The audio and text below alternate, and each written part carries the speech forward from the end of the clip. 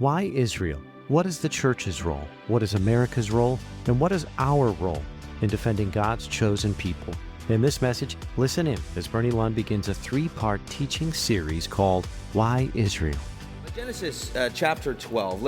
I just want to read the initial promises that God made to Abraham and really just set the context and help us understand. We've read these before in previous sessions, but let's look at Genesis chapter 12. Let's start in verse number 1. We'll read 1 to 3. Now the Lord had said unto Abram, Get thee out of thy country and from thy kindred and from thy father's house unto a land that I will show thee. And I will make of thee a great nation, and I will bless thee and make thy name great, and thou shalt be a blessing. And I will bless them that bless thee, and curse him that curseth thee, and in thee shall all families of the earth be blessed. Skip over to chapter 13, verse number 14. 13:14. And the Lord said unto Abram, after that Lot was separated from him, Lift up now thine eyes, and look from the place where thou art northward, and southward, and eastward, and westward. For all the land which thou seest, to thee will I give it, and to thy seed forever. And I will make thy seed as the dust of the earth, so that if a man can number the dust of the earth, then shall thy seed also be numbered. Arise, walk through the land in the length of it, and in the breadth of it, for I will give it unto thee. What amazing promises. If we would just understand those promises, and it's not really hard to understand as you read them. God gave the land of Israel to the Jews. Yeah, it's a done deal. The way we have formatted these presentations, sermons, talks is in the form of questions. And so my goal today is to answer 5 major questions. Like Pastor said, we may not get through them, especially as I need to go back and maybe clarify some things that I said in our last session. So bear with me. You don't have notes at the beginning of your 4-page handout, but on page 4, there's plenty of space there if any of this would be helpful to you. First of all, I made a statement last week that the underlying reasons for the Israeli-Palestinian conflict were not religious. I want to clarify that a little bit. Religion was not the major factor for the Arab-Israeli conflict in the early 1900s, but it is definitely a factor in the Gaza war and in the Israeli-Palestinian conflict in general now. So I'm basically clarifying, I'm not denying the role of religion in the conflict today. And again, just to clarify, when I use the word Palestinian, I am referring to the way Palestinians have been redefined after 1948 to mean only Arabs that were part of Israel or living in Israel at the time and left and have since become and labeled as refugees and Palestinians. The second thing I want to correct is that I made a comment about financial support, and I just want to reiterate that financial support for Israel should primarily be done through our government, while as a Christian, our personal giving should be done primarily through our local church. And I don't say that to be self-serving in any way. Many groups have noble aspirations and goals, and I just want to assure you that here at Canyon Ridge, the groups that we support and that we give our stamp of approval to, we vetted them, those individuals and groups, and also, especially when it comes to your missions money, 100% of your missions money goes to help those individuals and groups on the field. There is no missions money that is ever spent on administrative fees or paying people's salaries or anything like that. We pay those out of pocket, any administrative fees. All the money that you give goes 100% to support the gospel around the world. And so I want to clarify that. And then finally, this question has popped up again and again, and I just want to hit it again. Is there a difference between ethnic Israel, in other words, those who are descended from the Jews of the Bible, and the state of Israel today? The short answer is yes and no. So sorry. They are not identical, which means that we don't have to agree with every single decision of the government of Israel or every aspect of the state of Israel. However, biblically, we should support ethnic Jews wherever they are in the world, and to not support the state of Israel is to ignore the largest concentration of ethnic Jews in the world, which also had a miraculous birth as a modern nation, including the revival of a dead language, and who also possess the historic land of the ancient people of Israel. So basically, I'm saying we don't have to agree with every decision of the Israeli Knesset or the Israeli government, but we do need to support the state of Israel as representative of ethnic Israel of old. So hopefully that clarifies any questions that you might have had. Happy to answer questions afterwards. But let's get to the handout and look at these questions that have never been touched before in our times together. First of all, are Israel's military actions war crimes? How many of you have heard the accusation that Israel is committing war crimes? All right, most of us have. That phrase is being thrown around quite a bit. Well, I want to make it easy for you. Some of our feedback here, we put in your handouts, I believe, the answer, the short answer, no. War crimes are defined by specific rules of war, and Israel is not in violation of those rules of war. And in order to maybe give some light in our discussion, I just want to share with you three different aspects of this. The first blank that you have there, you can write in the word civilians there. Civilians, all right? When you have war and you have the rules of war, and yes, there are rules to war, kind of is interesting. That's a deeper question, why we have rules on how to kill one another. But there are rules of war, and the fundamental rules of war, number one, is that civilians should not be involved. That's right. There should not be civilians fighting in the war. You should have, and the reason for this really is biblical. The responsibility of nations is to protect the citizens of that nation. In other words, it is the responsibility of the government of the United States to protect us as citizens of the United States. And the only way that we can do that, our country can do that, is through force, through our military. Same is true of the state of Israel. The responsibility of the state or government of Israel is to protect the citizens of Israel, number one. That is their number one responsibility. So when nations go to war or people go to war with one another, it's important not to involve civilians. This involves a couple of different things. Number one, you have to have uniforms to differentiate between civilians and military personnel. That's actually why we have uniforms in our military. It's not just a cool thing. It's just not a place to put your rack of ribbons or medals. It is actually to differentiate combatants from civilians. Now, a note of interest is that Hamas and other terrorist groups do not wear uniforms. They do not differentiate themselves from civilians. In other words, they deliberately mask themselves in the civilian population. So when we talk about war crimes, actually, Hamas is committing war crimes by not differentiating its fighters from those who are civilian or non-combatants. Another thing regarding civilians is that you have to protect civilians as much as possible. And really, at the end of the day, Hamas is the one committing all the war crimes, not Israel. Hamas launches its attacks, rockets, and different missiles and things from civilian areas. You've heard the accusation that Israel bombs churches or mosques and schools and hospitals and things like that. Well, the reason for that is because Hamas stages its military operations from those areas. And it is a very common to terrorists, it is a tactic that they have been practicing for decades now, is they deliberately stage themselves in civilian areas so that return fire will land among civilians and create casualties, which they can parade in front of the news media and in front of other groups to show the world how victimized they are and their groups are. So that is a war crime in and of itself, launching attacks from civilian areas. Hamas started this Gaza war, if you'll remember, October the 7th, was an unprovoked attack by Hamas upon Israeli civilians. That's right. Primarily civilians. I don't know the exact numbers, but I think there was only like 20, troops that were involved. The rest of them were all civilians. I was going to say like you and me, but I guess we have a lot of military in our church, so that's not going to work. But anyway, those of you who are like me, who are civilian, they basically attacked us, and many of whom were defenseless. So Hamas also targets deliberately civilian areas. Now, this has been the practice of the enemies of Israel since the inception of its state, since the start of the nation of Israel, the modern nation, in 1948. The first attacks in 1948 against the newly declared state of Israel were by Egyptian or Jordanian air forces, and they did not bomb munitions facilities. They did not bomb barracks. They did not bomb concentrations of troops or material for war. They bombed a city.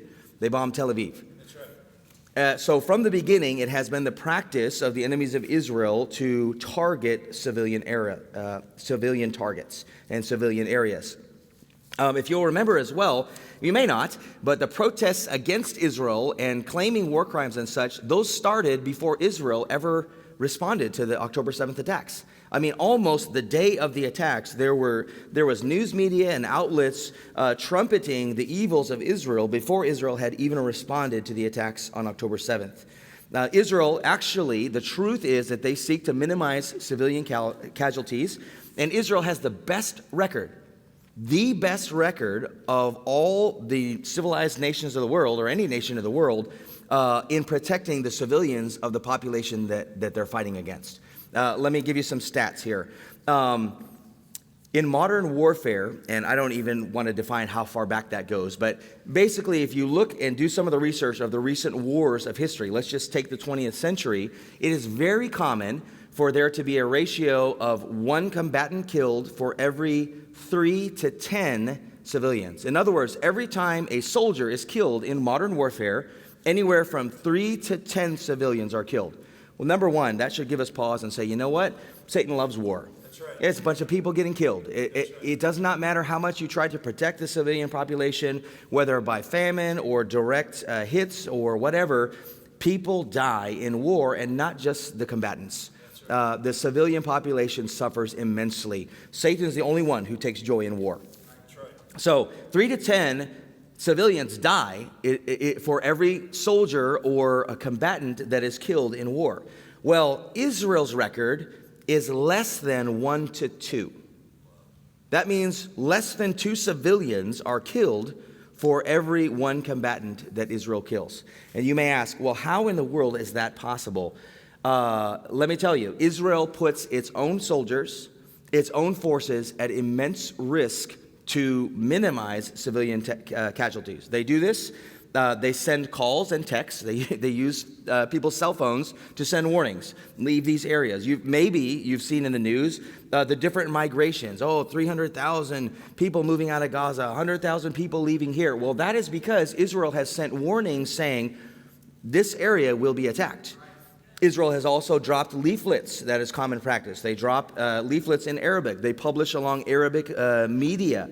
They also, even now, there are Arabic representatives and spokespeople of Israel that are emphasizing the yellow line, the current demarcation. I know things are blowing up right now, but there is technically a yellow line which no one is supposed to go beyond, and Israel has the right to kill anybody that's going into that area. But Israel diligently seeks to minimize civilian casualties. They also do something called roof knocking, where they will put some kind of noise-making device on a roof. I don't know how they deliver that, but it's basically a signal to everyone in that building, hey, get out of this building or you will be killed. Israel also goes house to house. Unfortunately, too many in our church have experienced urban combat and house-to-house warfare. And really, there is almost no way, especially with a force that is embedded in the civilian population, to protect yourself from that if you are going to protect the civilians as well. Normally, if you're having combat and you try to go clear a room, you would throw a grenade into the room, blow it up, and then enter the room. Therefore, nobody's going to kill you. But if you have known potential of civilians being in there, you can't throw a grenade in the room. You have to take the time to, house by house, room by room, at risk to yourself and to your own people, clear those rooms of combatants while not injuring civilians. And Israel has the best record of that of any people. Something that I also want to just mention before moving off the topic of civilians, in the ceasefire, which is technically now over, Hamas has killed, street executed anywhere above 70 of their own people. So as soon as there was a break in the fighting, what did Hamas do? They street executed and persecuted their own people, maybe for collusion with Israel, maybe for opposition to the Hamas regime. Who knows why they do what they do? But it was very vicious and very violent. I think I do have a photo. It's not too graphic, but there you go. Those people are about to be executed, and it happened. That's the people that Israel is fighting against, Hamas. Let's talk about the conduct and rules of war. That's your next blank, conduct and rules of war. First of all, the aggression that Israel uses is, let's call it, it is very defensive and it is very preemptory, defensive and preemptory in its nature. In other words, Israel does not go to war all by itself. It is always attacked or about to be attacked before Israel responds with military force. The land acquisitions that Israel has gained since 1948 have all been due to wars of extermination fought against it. Meaning, if Israel did not fight, there would be genocide of Jews. And so the acquisitions that they gained in land really are the result of wars that were waged on her. Let's also talk about occupation. That's also thrown around a lot, the term occupation. Israel is an occupier. They're occupying the Palestinian areas and the land and the things of the people. Well, we talked about this in the office a little bit. Occupation, number one, of a contested territory is a sticky issue. Is it really an occupation? If it's a contested territory, it's a contested territory. If it is an enemy territory, occupation is 100% allowed, especially if there is war activity going on there. And in all the areas which Israel, if you call it occupation, in which they are have a military presence, they are still being attacked, they are still being shot at, they're still being sniped at, they're still being bombed, they're still being basically attacked as enemies. And in that situation, any military force or power has the opportunity, has the responsibility really to maintain the occupation. Let's talk more about occupation. If you remember World War II, after we defeated Germany and Japan, the United States occupied Germany and Japan. That means we had a military presence there, and basically what we said were the rules of the land. That was an occupation. There's no denying it, and we don't deny it. Of course, we won the war. We were attacked ourselves. We defended ourselves, and we were victorious, and we occupied those nations. The occupation ended after about 7 years because there was no belligerency. In other words, nobody was shooting at us anymore. Nobody's blowing us up anymore. No one was attacking us anymore, and we were able to hand back the government of those nations to Germany and to Japan. Consider also the occupation of Egypt and Jordan of the lands of supposedly the Palestinians. The Gaza Strip was occupied by Egypt from 1948 to 1967. The West Bank was occupied by Jordan from 1948 to 1967. In other words, almost 20 years, fellow Arabs had control of those lands. Nobody cried about the occupation of Jordan. Nobody cried about the occupation of Egypt, of the Palestinian lands. It just was. But when Israel is defending itself and occupies lands in which they are still attacked, then the world trumpets foul play. And that's just kind of the double standard that is applied to Israel. I don't know if I mentioned it later on in our notes, so I'll take the time right now. I should have had a map of, that was my fault, map of 1948 Israel. You have to look it up. Look up 1948 borders of Israel. Just Google it, not now, later. Well, fine, I don't care what you do. But you can Google it, and you can see what a very narrow strip of land was allotted to the nation of Israel. And let me tell you how that came about. That was part of the UN partition plan. In other words, when the UN said Israel has a right to a state, Israel tried to get the Palestinians, the Arabs, nations around it to agree and say, hey, this is the state that we are allotted by the United Nations. All the other area is for you, for Arabs, or what we would call today Palestinians. And they said, no, we don't want any part of that. We absolutely not. And out of necessity, the Jews declared a state. They declared their independence and said, these are the borders of our state, and we will defend them as the newly formed state of Israel. Well, those areas were predominantly majority Jewish. The other areas that were partitioned off by the United Nations to the Arabs are predominantly Arab or Palestinian. Instead of declaring their own state, like Israel did, the Palestinians vacated their areas, and these countries moved in and took over. Egypt took over the Gaza Strip. Jordan took over the West Bank and other areas, the Golan Heights in the north, and so forth. Maybe we'll talk about that more later. But the bottom line is Arabs were in control of much of the area of Israel today, and there was an opportunity for the Palestinians to have their own state. Let's talk about your third blank there, genocide and human rights violations. I understand we're just skimming over a lot of this stuff, but hopefully it's giving you a window and a picture into truth. The problem today is that there's so much untruth that is presented to the world at large. And if they say untruths and lies enough, then people begin to believe it. And so this is an attempt to help our people understand that there is not just the other side of the story, but there is something that is completely opposite from what we are being told by the media. It's thrown around that Israel commits genocide and human rights violations. Well, let's define genocide. Genocide is the deliberate attempt to destroy or kill an entire people, men, women, and children. That is genocide. That is not what Israel is doing. I just told you about the ratio of civilians to combatants that are killed. Israel is trying very diligently not to kill the population of Gaza and other Palestinian areas, and instead only kill the terrorists or the combatants that are waging war on Israel and on Israeli civilians. However, there's always a double standard that is applied to Israel. Always a double standard. There is genocide occurring today in our world in China. I'm probably going to mispronounce it. The Uyghurs in the north of China. They are being systematically killed, destroyed, sterilized, many horrible things, and very little is said about that in the media. If you look at African countries, Africa, in many ways, is a bloodbath. You look at Sudan, you look at Nigeria, you look at Congo. There are atrocities committed on a regular basis in those areas, and the world does not raise really a cry. There's not much hue and cry raised about the genocide in those areas. Only when Israel defends itself is there news about it. Another accusation, the human rights violation. Israel is accused of starvation. Pastor helped me crunch the numbers earlier. We calculated it in the first 6 months of the Gaza war. So I guess that would be sometime in 2023, 2024. The first 6 months, the state of Israel delivered 750 million pounds of food.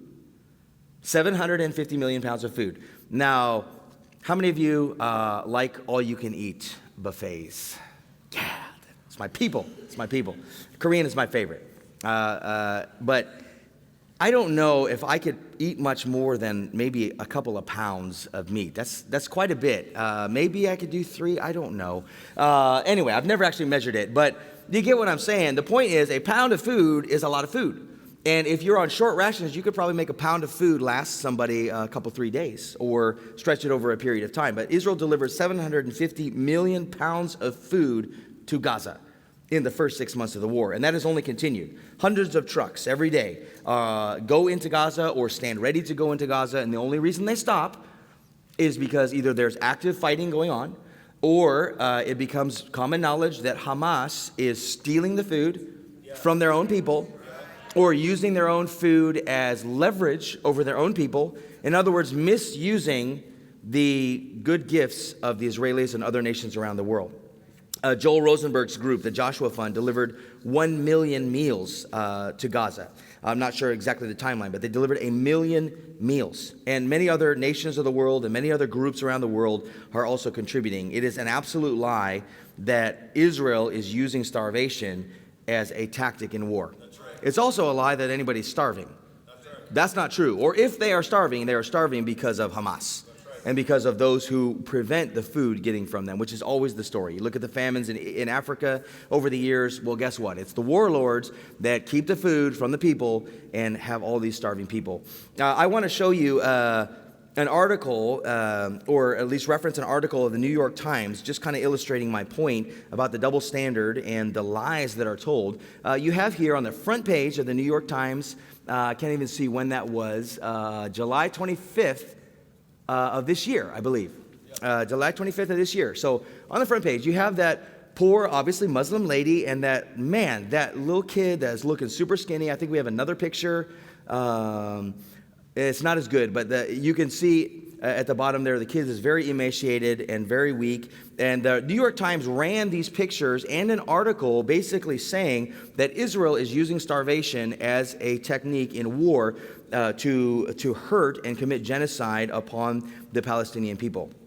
Well, it turns out that kid is not starving. Actually, the lady and the kid had been in Israel the week earlier getting treatment for what is a rare genetic disorder. The family is not starving. The kid is not starving. Nobody is starving in that family. And that story of mistruth ran for 5 days without any retraction by the New York Times, front page of the New York Times.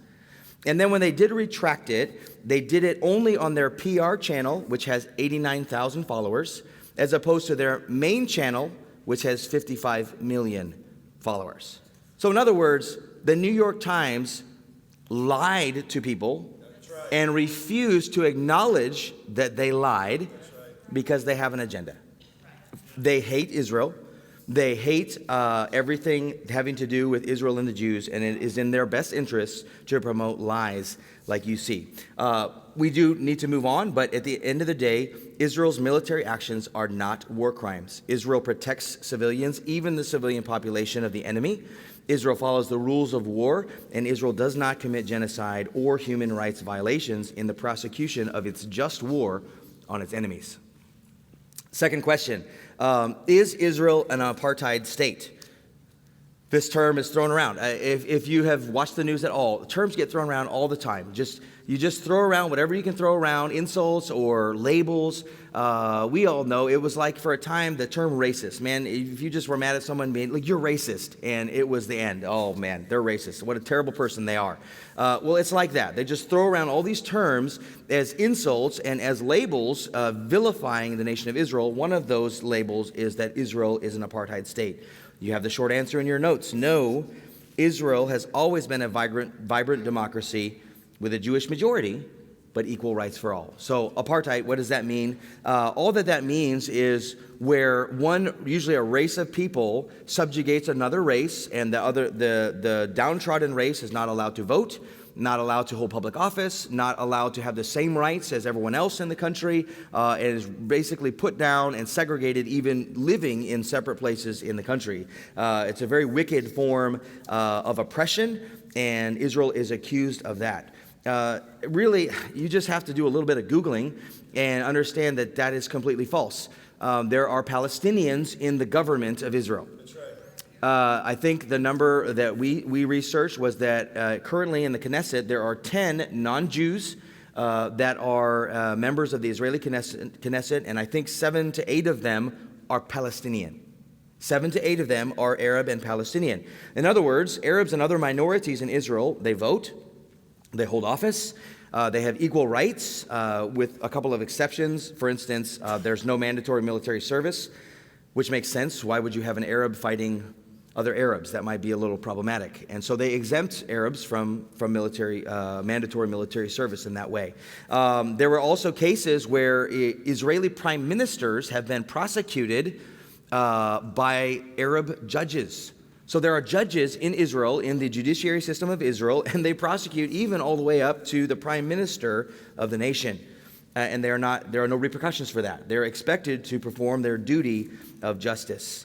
However, by contrast, there are really no Jews in Muslim-majority countries. It's not safe to be a Jew in a Muslim-majority country.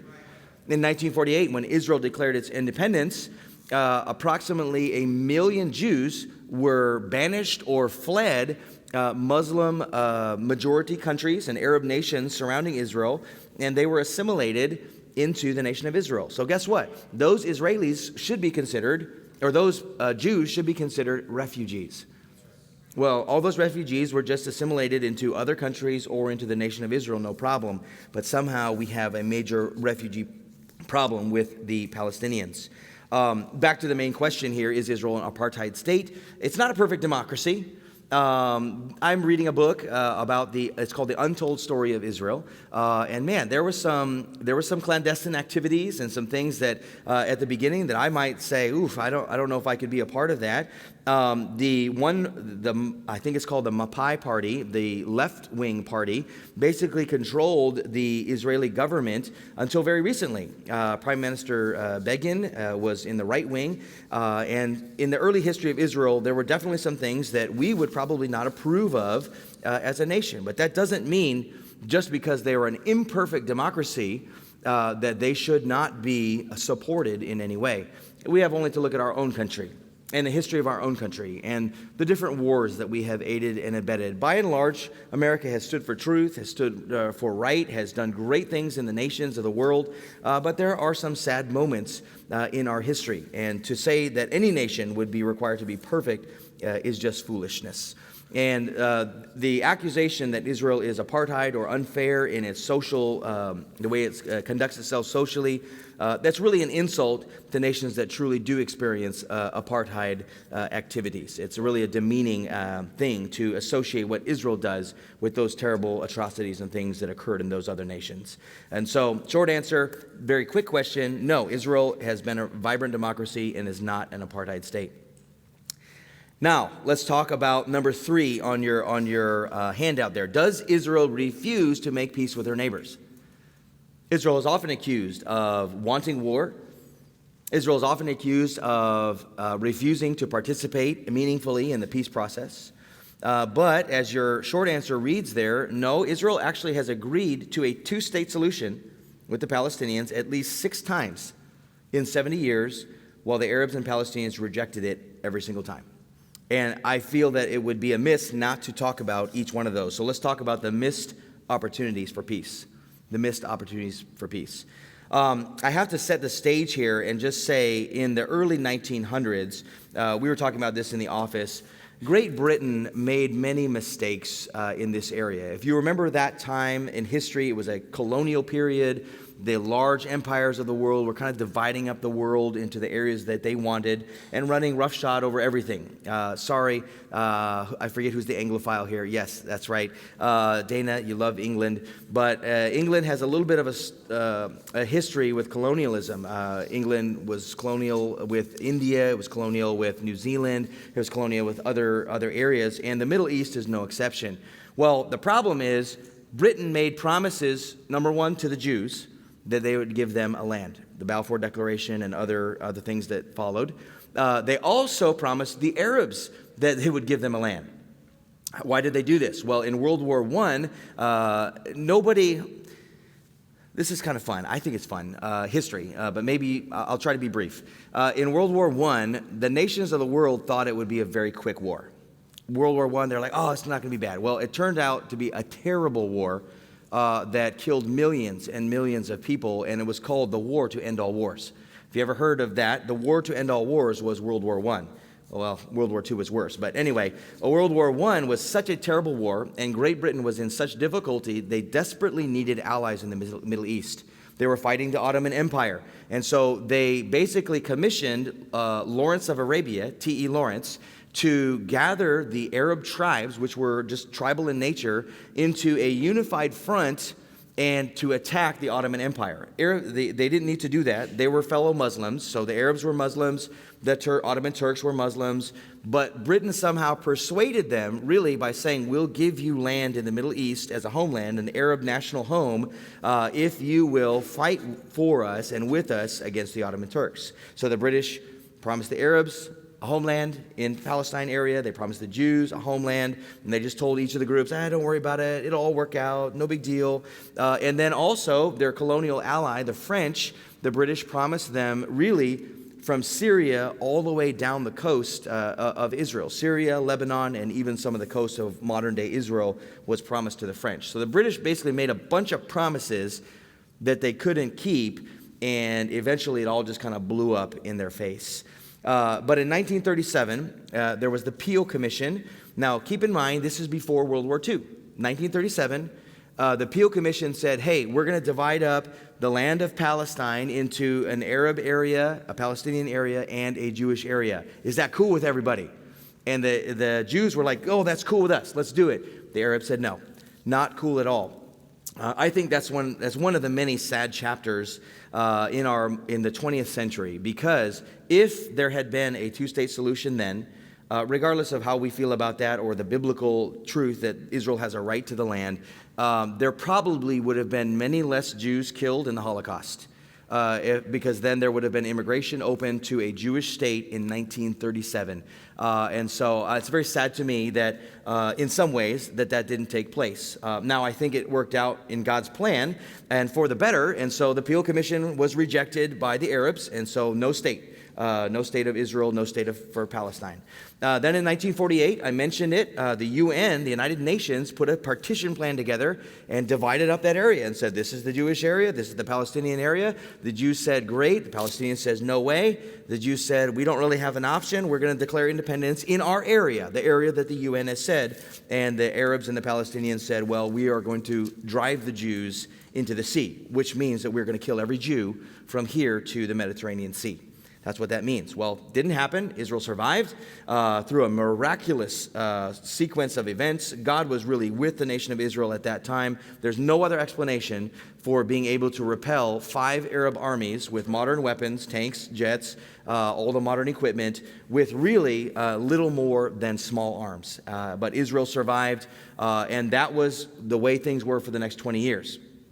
Like I said, the Jordanians attacked and occupied the West Bank. The Egyptians attacked and occupied the Gaza Strip during that entire 20-year period. Well, in 1967, Israel saw the handwriting on the wall that the Arab nations, again, were gearing up for war against her. And rather than just wait around to be attacked, they preemptively attacked those nations that were gathering forces against them. That's called the Six-Day War, and it lasted about as long. It's a pretty amazing story in and of itself. In that war, Israel occupied the West Bank from Jordan. They took the Gaza Strip from Egypt. They took the Golan Heights from Syria in the north and really expanded her borders into the current borders that we see today. At the end of this victorious war that Israel won, Israel sued for peace. Israel wins, then Israel says to the Arab nations, hey, would you like some of this land back in exchange for peace and security? And the Arab nations gathered together and they issued the famous 3 no's. No peace with Israel, no recognition of Israel, still had not recognized Israel as a state, and no negotiations with Israel. So the Arab nations lost the war, lost territory, and then when approached by the victor for peace, they said, no way. No peace, no recognition, no negotiations. What that tells us, and should really, I just want to hammer this point home, is at the end of the day, the Palestinians and the Arabs do not care at all about a Palestinian state. They could have had a Palestinian state in the 20 years that Egypt occupied the Gaza Strip and that Jordan occupied the West Bank. Did they give that land to the Palestinians? No. Did they help the refugee problem in any way? No. They exacerbated it, in fact. So they don't care about a Palestinian state. What they want is the end of the Jewish state. Yeah. That's it. That's all they want. The Palestinians, Hamas, and honestly, the Arab nations that are opposed to Israel, really what they want at the end of the day is the end of the Jewish state. They don't want Israel to exist. They don't want the Jews to have a homeland in that area. And frankly, many of them don't want Jews to exist at all. We fast forward to 2000. A prime leader amongst the Palestinians was a man named Yasser Arafat, a very famous, infamous, might be a better word. He was the head of the PLO, the Palestinian Liberation Organization, which for many years staged terrorist activities and threats against Israel from Lebanon, from Jordan, from Sinai, from different bases. Well, in 2000, I went with my family to Israel in the year 2000. It's kind of funny. My dad was worried about Y2K. I remember having 30-gallon trash cans in my garage full of water. I was just like, whatever, Dad. I'm not too worried about it. Does anyone remember what Y2K is about? Yeah. Okay. Remember how the computers they only read the last 2 numbers of the year, and so when it goes back to 00, the world's going to come apart. Well, my dad said, well, since the world's going to end, let's go to Israel one last time before the end. And so we did. In July of 2000, me and my mom, who's probably watching tonight, and my dad, we went to Israel. Man, that was a trip of a lifetime. I loved it. Can't talk enough about it. There was not enough popular demand for the photos, and so I didn't include any photos today. Maybe another time. In 2000, things were starting to heat up. Now, praise the Lord, we got to go to Israel in July of 2000. But about that time, Israel was trying to negotiate with the PLO and offered the same type of deal, land for peace, or a land for peace and security. Really, the fundamental issue for Israel is the right to exist and its security. let our citizens live in peace, and we'll pretty much do just about anything to have that. And Yasser Arafat and his cronies basically launched a full-scale terrorist campaign. He called it the Intifada. And that was in 2001. Many people died, many acts of violence, many terrible things. But yet again, the Palestinians and the Arabs rejected any offer of Israel for peace. 2005, for some, I didn't research this aspect of the history as much, but Israel gave Gaza to the Palestinians. That's why why Israel had to invade Gaza during this war, because they basically had left Gaza. In fact, there were 9,000 Jewish settlers in Gaza, and Israel made them all leave.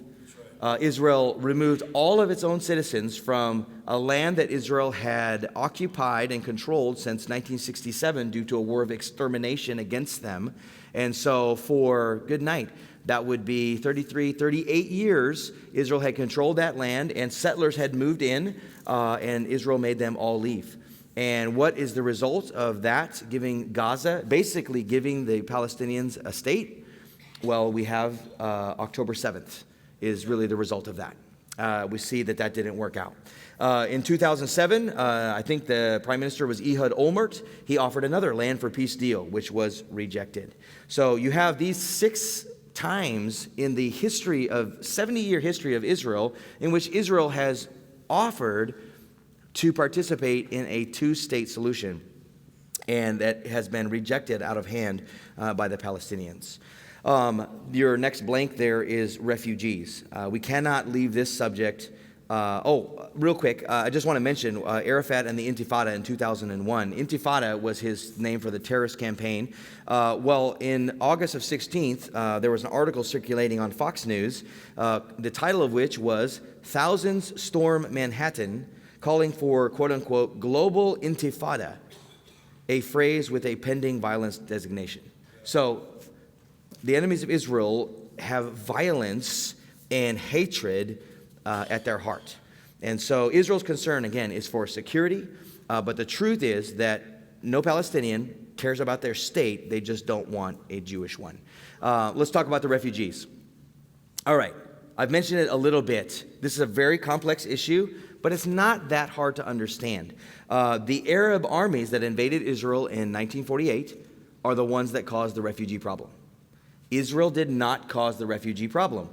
How does one become a refugee? When one has to flee one's home, correct? You have to flee your home, and you become a refugee with no place to go, no place to lay your head because your home has been taken.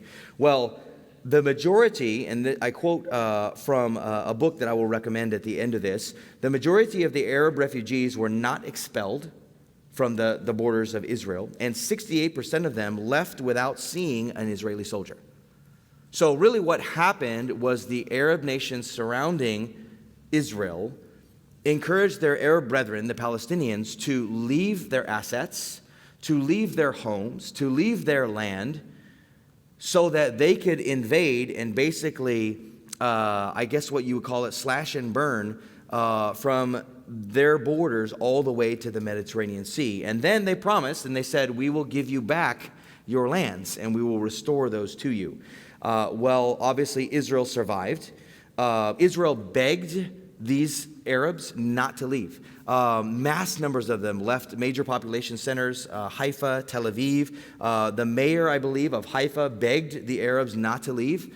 Why? Why are you leaving? We're not kicking you out. We're not expelling you. We're not persecuting you. You can be part of the new Jewish state and have the equal rights of everyone, all the citizens of this state.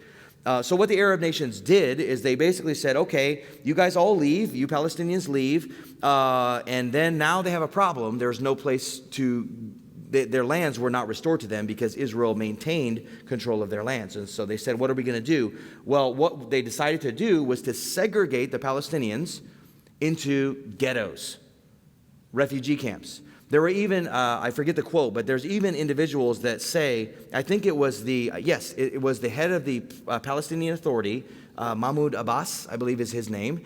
He said, basically, the Arab nations put us in ghettos just like the Jews lived in the 1930s in Germany and in Europe. And that's what they did. They put the Palestinian people in ghettos called refugee camps. They were not allowed to leave. They did not assimilate them into other Arab nations. They did not allow them into Jordan. They did not allow them into Egypt in the numbers that they needed. They created this refugee camps. I have to read you this quote. Instead of integrating the refugees into a religiously, linguistically, and culturally identical society.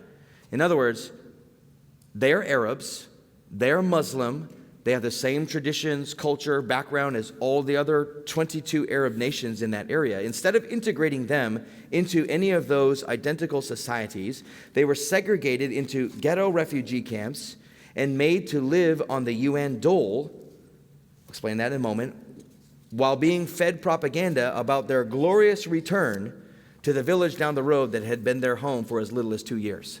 So, in other words, there were lots of movement in Palestine and Israel, and some people had moved somewhere for school or whatever, but they were told, this is your home, you will get this back, so on and so forth. Let me explain the UN dole. That's just welfare. The UN dole means that the UN paid for these refugees to live. They gave them food. So you ask about, why is Israel giving 750 million pounds of food?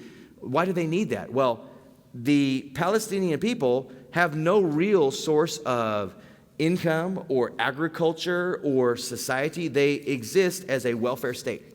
And they are a welfare state that was created by the United Nations, really as a thorn in Israel's side. You may have heard of UNRWA, UNRWA, which stands for United Nations Relief Works Agency. Well, what happened is that the United Nations redefined a refugee.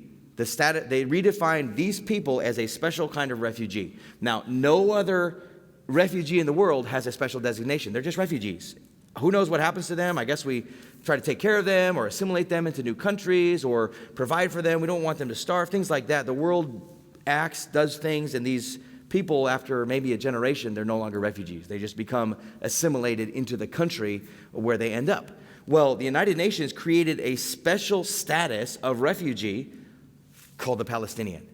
They redefined it. I'm not going to go into all of that, but they redefined what it means to be a refugee, and then they created this separate agency, UNRWA, to basically provide them with welfare. So they were dependent upon the United Nations for food, for education, for basic necessities of life, and really they began to, their dignity was really robbed of them.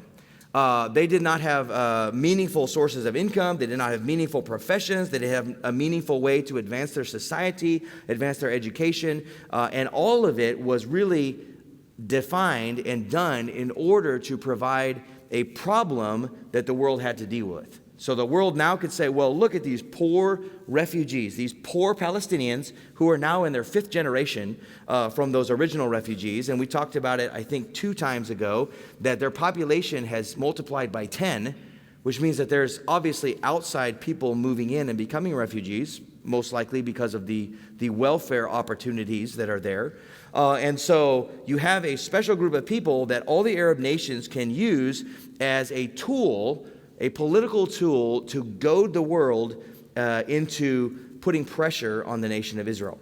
And I'm not going to take the time to quote right now, but there are members of the Jordanian government in the past, former members of other Arab nations in the past that have freely admitted and said, we have done the Palestinian people a great wrong, bordering on the criminal in what we have done in creating and keeping down their society.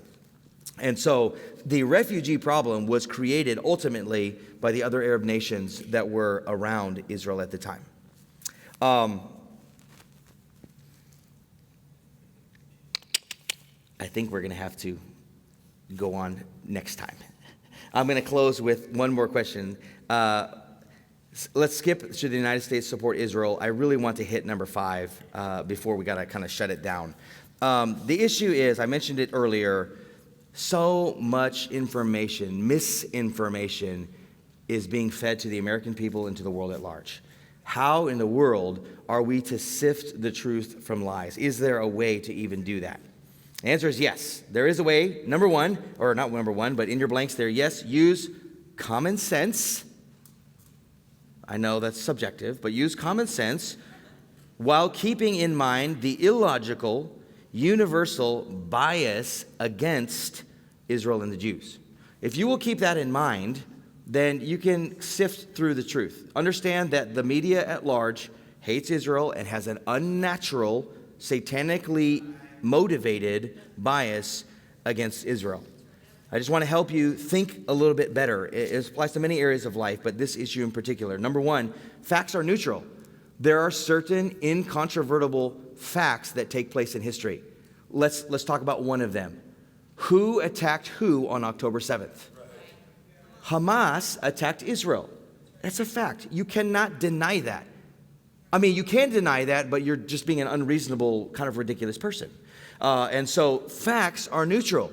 And there are many facts that if you would just understand and read and believe the facts, then many other things become clear.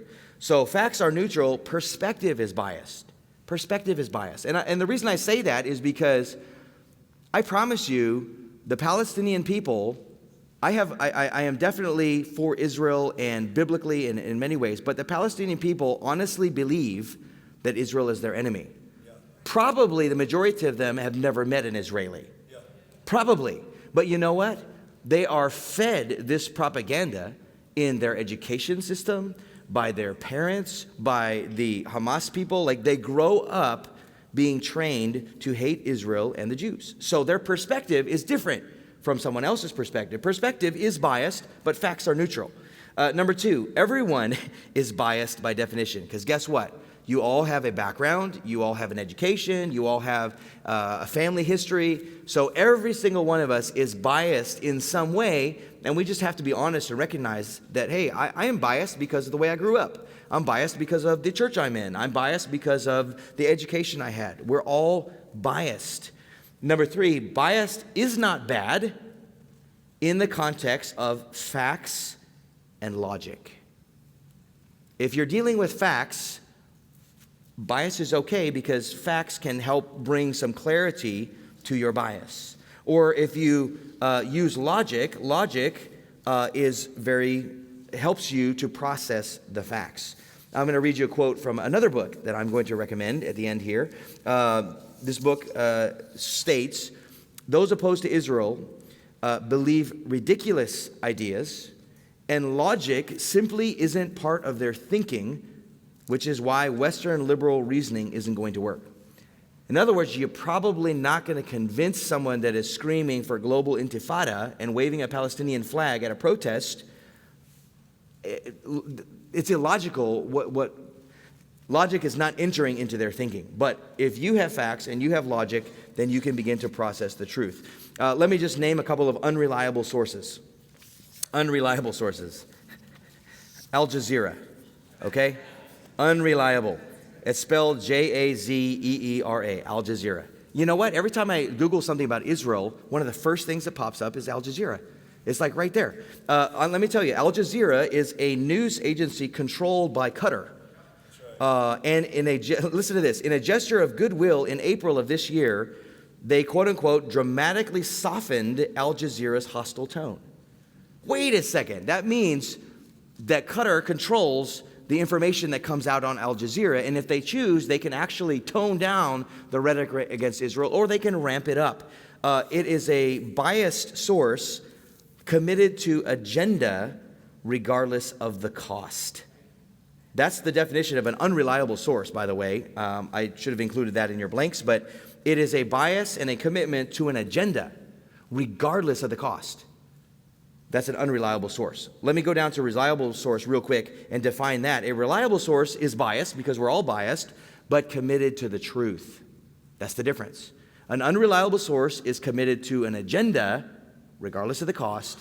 A reliable source is committed to the truth. Now, your reliable source can be biased. It's okay. Like, we're all biased at some level, and it might be biased for Israel or against Israel or whatever, but if they're committed to the truth, to facts, then it's a reliable source that you can get information from. I also put up there any mainstream media. I'm sorry. It's a known fact that CNN lied all the way back in the Iraq War. They had facts, they had access to facts that they deliberately hid from the American people, and really the same is true of any mainstream media. How many of you knew before tonight, I'm just curious, maybe you're more well-informed, how many of you knew that Hamas has been street executing its own citizens? How many of you knew that? Wow, well, more than I thought. Amazing. I would probably guess that you didn't get that on mainstream media. You got it from other sources. What do you think would happen in our news cycle if there were even one street execution in Tel Aviv? Can you imagine if the Israelis shot someone in the street, executed them in the street? What would the world do with that? But you know what? Nobody really cares that 70 souls, 100 souls are beaten and mutilated and shot in the streets because it's Palestinian on Palestinian. But if the Jews do it, it's a horrible thing. Let's talk about reliable sources. Again, biased but committed to the truth. I have some books. I brought some books with me. All right.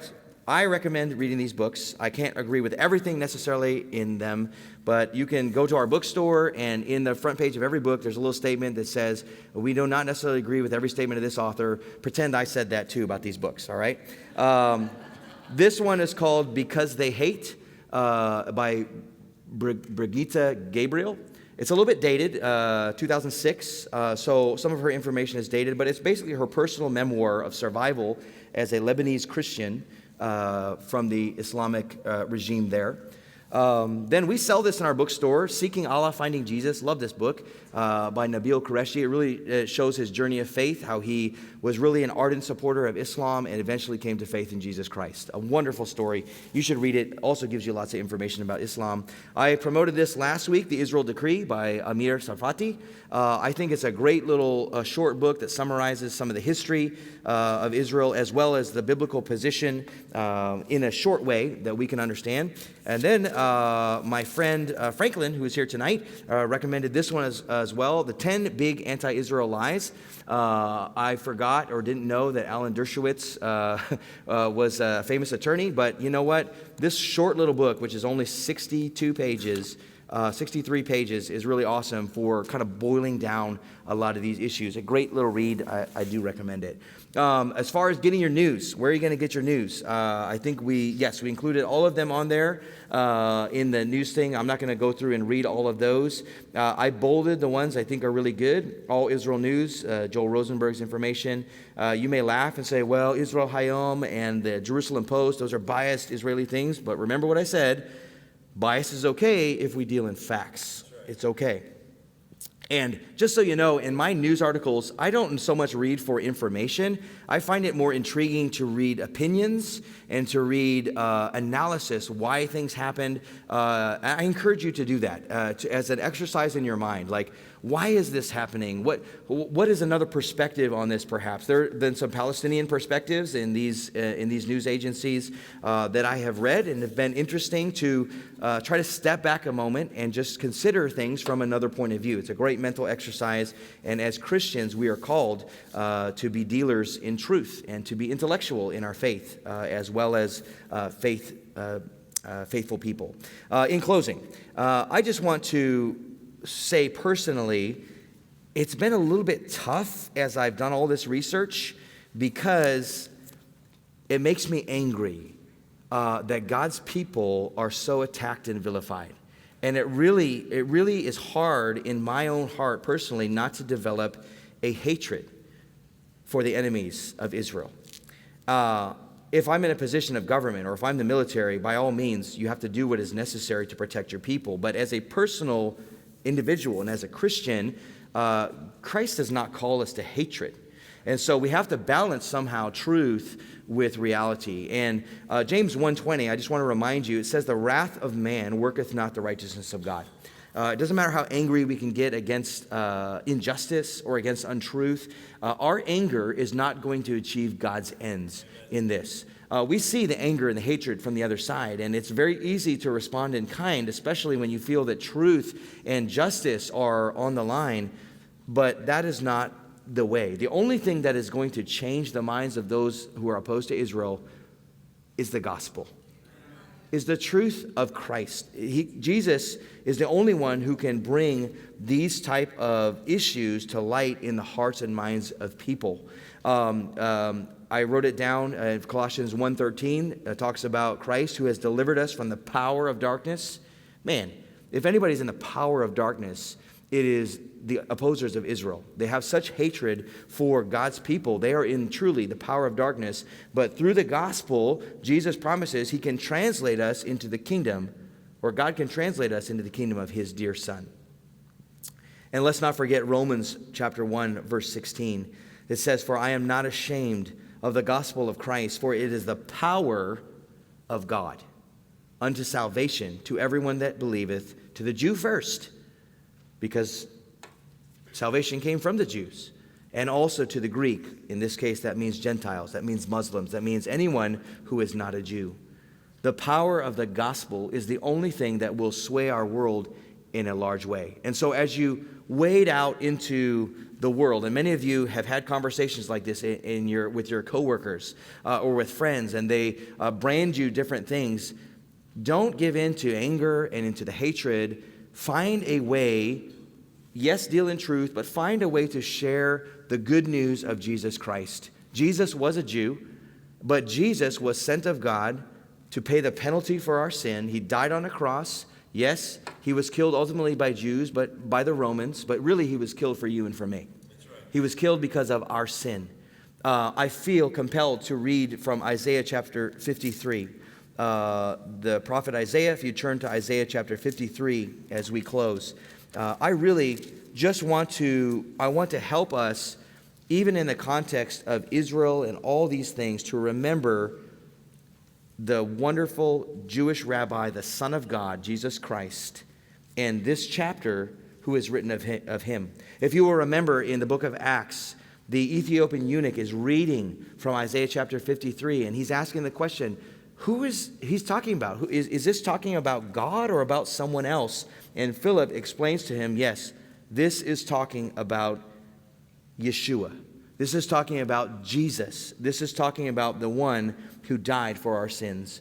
Let's read the entire chapter as we close tonight. Chapter 53 in Isaiah. "Who hath believed our report, and to whom is the arm of the Lord revealed?